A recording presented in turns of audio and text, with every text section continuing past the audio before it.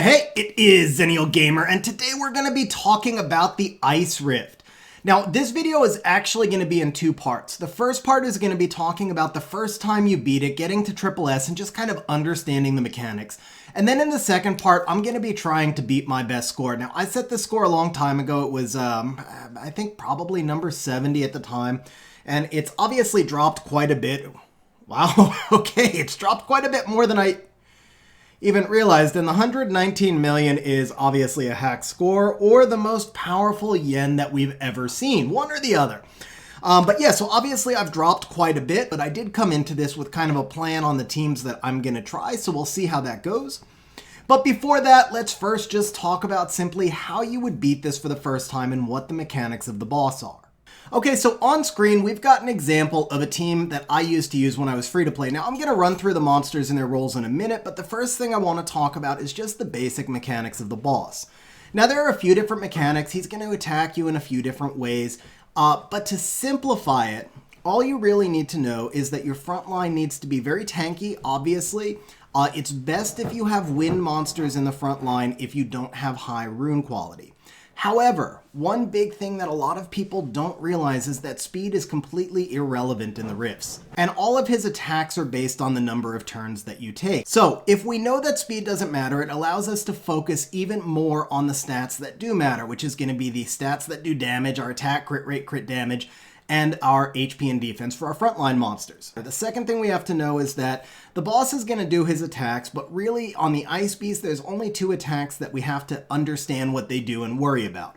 The first one is the freezing roar that he does at the start, which is going to lower our health status to 30%. So what it does is like it blocks our maximum HP. It doesn't destroy it, it just blocks it down to 30%. And then as our attack bars go up, the maximum HP available to us goes up as well. So that's why I've got two attack bar boosters in this team. I've got the Bastet and I've got the Bella. Now, if you don't have Bastet, Megan will absolutely work in this place, and pretty much any other attack bar booster will as well. Just make sure that it's water, wind, light, or dark. Just don't bring in fire, obviously. The other mechanic we have to understand is this frozen rageful breath. After Groggy State, almost everybody will wipe out on this unless you're just doing a super bruise or super slow, low scoring team. So when we're looking at beating this boss, all we really have to do is make sure that we drop him into Groggy State before we get the Frozen Rageful Breath, and then we have to obviously kill him after Groggy State before Frozen Rageful Breath again. So we're going to go ahead and auto this team now, and what you'll see is that I've got Chasun and Bella in here for healing, I've got Bastet in here for shielding, I've got two attack bar boosters, which is going to raise my HP status quickly, and then I've got basically three damage dealers. Ergar is the Dark Vampire Lord in the back line. He's available through the Ancient Coin Shop, and he's going to be in an attack build for me, which is why he's in backline. So my best recommendation to you is just estimate based on how you're doing. If you're killing the boss really fast, you can get away with one less healer. If you're getting hurt a lot, then you are going to need to add in one more healer. If you don't have Lucian, for example, you could bring in Ardella, the Wind Archer, or you could bring in Argan, the Wind Vampire. Basically, any wind damage dealer would be ideal. If you lack those, then you can also do water damage dealers. My monsters were never really in all that much danger. So for my team right here, I could swap out the Chasun for another damage dealer. Now, a lot of beating these rifts is simply going to be just testing your team and finding, you know, along that sliding scale of, do you need more defense? Do you need to survive the Frozen Rageful Roar? Or are you fine? Are you putting out a lot of damage? Can you just nuke it right out? So when we do my next team, you'll see kind of the nuke out team. Okay, so now we've got, fortunately, our attack bar boosters brought our health all the way up to full. So we're about to take the full hit from that Frozen Rageful Breath right now. But because we've got a lot of wind monsters and because we were at full health, we are going to survive it.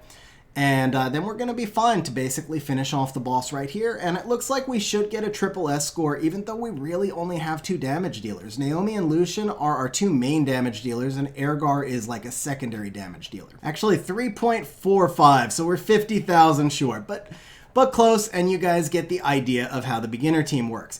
Now we're going to go and try to get my new high score. So when you get to the point of trying to put up high scores, breaking the 5 million mark, and then later on trying to put up rank scores, there's one big key to this, which is that you want monsters that do damage multiplied based on the number of harmful effects on the enemy. So if we look at Naomi's passive right here, the inflicted damage will be increased by 20% for each harmful effect granted on the enemy. Now, in addition to that, monsters get, I believe it's a 50% boost if they have attribute advantage over the Rift boss. So Naomi's going to get a 50% advantage on her, 50% boost on her damage. And then on top of that, she's going to get 20% for each harmful effect. Now, this team right here has the ability to do 7 harmful effects. There are 8 possible that you can put on the Rift Beast. The one that I'm missing is Silence, which would have to come from like a Stella or a Poseidon, and that's a big damage drop. So in this case, what we're going for is 7 harmful effects. We're going to try and put them on as quickly as possible and then do some big nukes. Now, most of the time you would see Talia in the rifts. This is the one rift where you're going to use Melissa.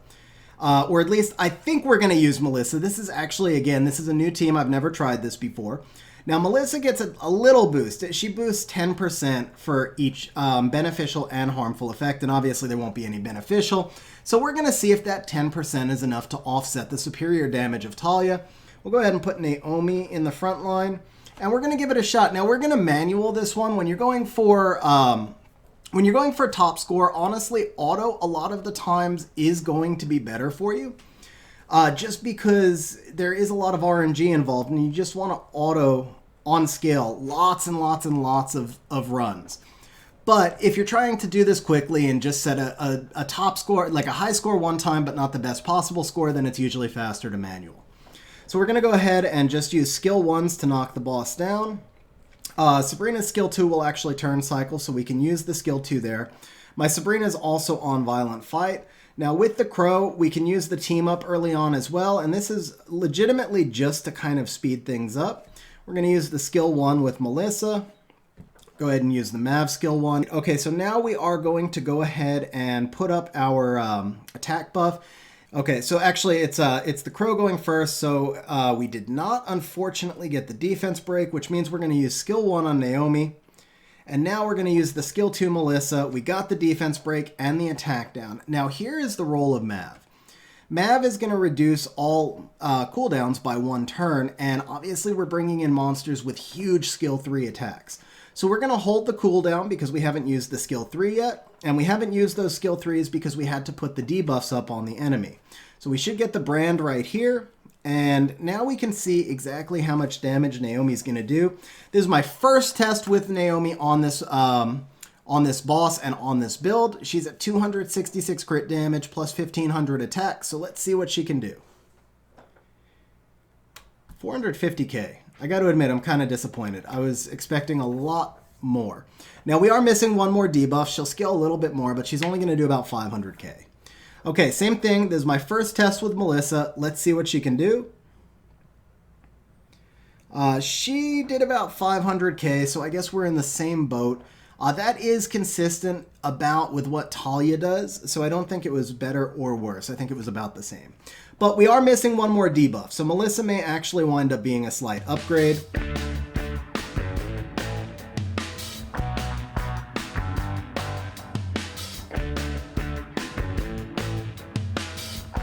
Okay, so 8.63 on the first run.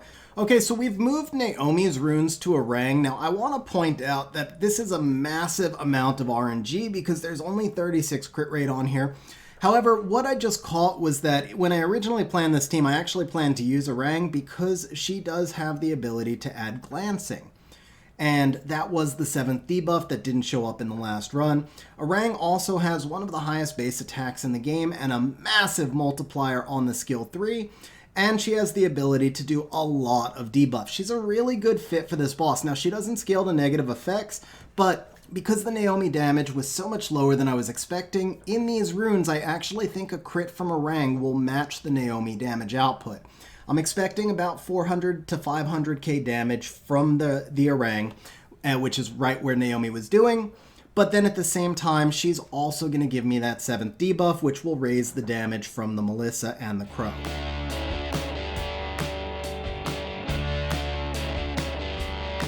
Now the Airgar is going to give us the speed reduction, so we're actually going to skill 1 and try and get the glancing, which we got.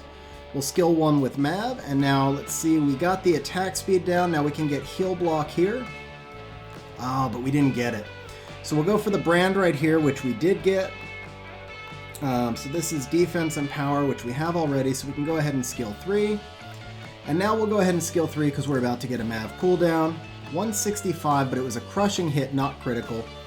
We'll go ahead and rebuff, get the heal block up. Still didn't get the heal block. Okay. So this run is going to be a lower scoring run because it took us too long to get the buffs. So we're actually going to go ahead and just auto. We only just now got our 6th and 7th. And there we go. So the Arang did 455 on that skill 3, which is almost exactly what Naomi did.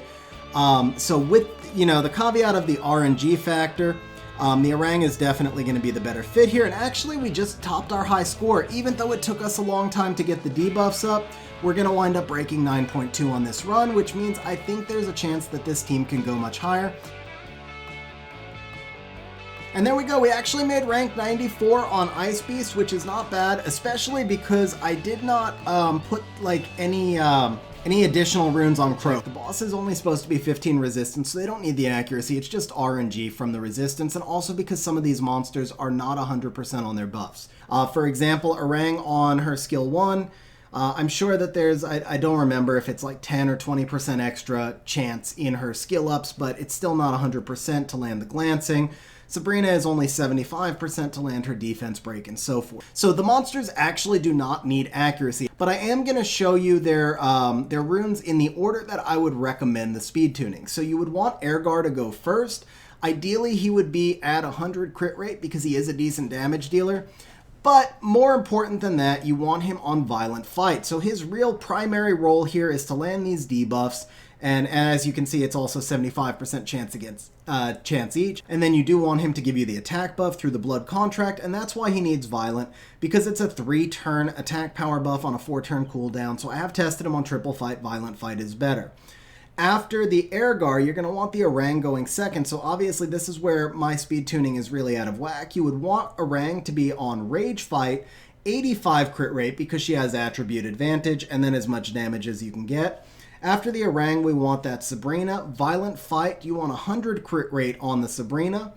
And then after the Sabrina is going to be the Crow. And with Crow, you're going to want Rage Fight and 100 crit rate again. And then after that is going to be the Talia. And then with Talia, you want Rage Fight. So you can see that these runes definitely need some tweaking. So then Mav would actually go last, and Mav would be on Violent Fight. And again, I tested Mav on Triple Fight, but the Violent is more important because of the Wings of Wind, so that you can reduce cooldowns more frequently through the Violent Fight. Now, the one thing with that is it introduces some RNG, because sometimes Mav takes an extra proc that you don't want, and that gives you a lower score. But if we're talking about just maximizing best possible score, then Mav and Sabrina should be on Violent, so should Ergar. Arang and Talia and Crow would be on Rage, and everybody has one fight set. Now, the crit rates I mentioned earlier are going to give you greater consistency, but if you go with a lower crit rate in exchange for higher damage, you'll get a higher top score. So for example, the Talia right here at 87 crit rate, if I had to give up 20 crit damage to get to that 100 crit rate, my top score is going to be lower. Right now there's some RNG, but if I get a lot of lucky crits in a fight, I'll get a higher top score. So there is going to be a sliding scale there. You probably won't go straight to 100 crit rate, but you do want to get, up into a point where it's reasonable. Like this Arang right here is not reasonable. 36 crit rate is a joke. So you do want to be, with Arang, you want to be 70% crit rate at least because of the attribute advantage. And with the water monsters, 85 at least.